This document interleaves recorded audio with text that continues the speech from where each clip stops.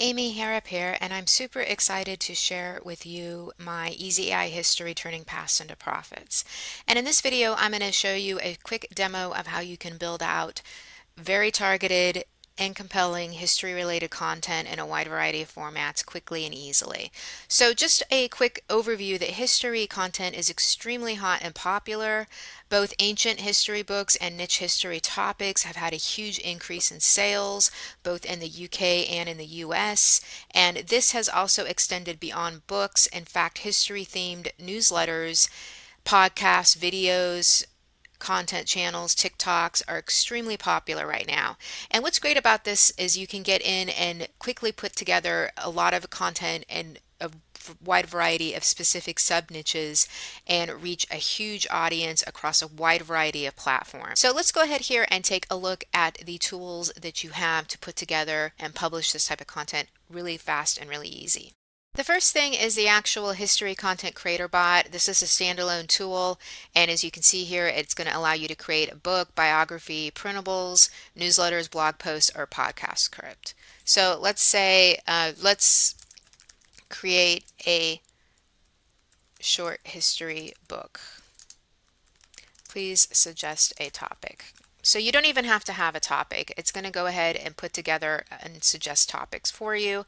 These types of topics are going to be narrow trending that people are going to like and respond to, and they're going to stand out as well. So we have some different topics here. If we want to do some of these, there's a lot of different ones. And let's go ahead here and do this one about the world's first computer programmer, because that's a great topic that can also tie into the computer advancements we have today. And then it's going to ask us who's the target audience. And I'm going to say here, general reader. And then it's going to go ahead now and put together our research and references. So the workflow for these is the topic selection, the target audience, the workflow, and the references. And that's going to go ahead then and culminate in a mini guide that is going to be used, and you can publish that as is, or you can take it and expand it. So now we're putting together our historical sources. It's gathering reliable data. And what's great about this too is that it's custom designed on the back end, where it's going to have reputable sources, and it's going to have a lot of information that you can actually go into because it's public domain types of content and content that you can refer to. So now we have here, it's put together our overview, our resources, and our detailed outline. And as you can see here, it's doing this here in real time. And it's also giving us things like image references and word count, how long we would maybe want each particular section to be. And then what we can do here is we can go ahead here and outline, expand this into storytelling, anecdotes, references, and detailed content, because that's the type of content that people like and enjoy reading or watching, whatever it is that you're doing. And it's going to be putting it together here quickly and easily. So you can see here that that took about a minute or so for it to put together all of this type of content here. We have our sections, and it's completely building this out. Now, of course, you can expand these even more if you want to create more of a full-length book, but you pretty much have everything you need here, and you can publish this, copy, paste, and publish this pretty much as is, or you can expand any of the sections if you want to be longer here. And then we have our references. So the ChatGPT works pretty similar here. It's actually in ChatGPT, so you have a link you click and it builds it up over here. And so let's say we want a biography. It's going to tell us here we have some guides that have been uploaded on the back end. That's to help you have better content. So it's going to ask us here if we have a topic or niche. Let's do a biography.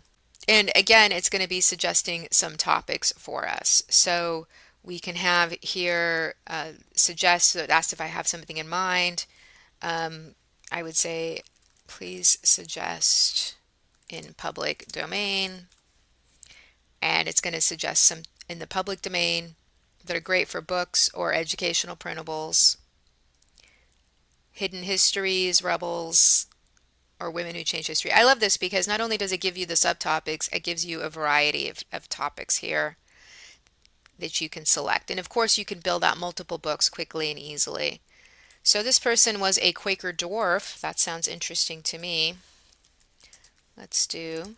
And who's our target audience? Let's say again the general reader. And then it's going to shape our content around that. So we have our facts here, our research facts, and it's going to be compiling here our links, visual materials, and summary. So I'm actually really excited about this. This sounds really interesting to me. I've never heard of this person, and I could see how this could be appealing for people to learn about him. Now it's going to create a mini guide. Yes, create the guide.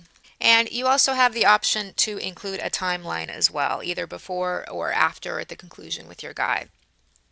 So what it's done here is it's built out our guide. Again, this just took about a minute or so, and we have a completely well-researched, interesting guide that we can take and publish.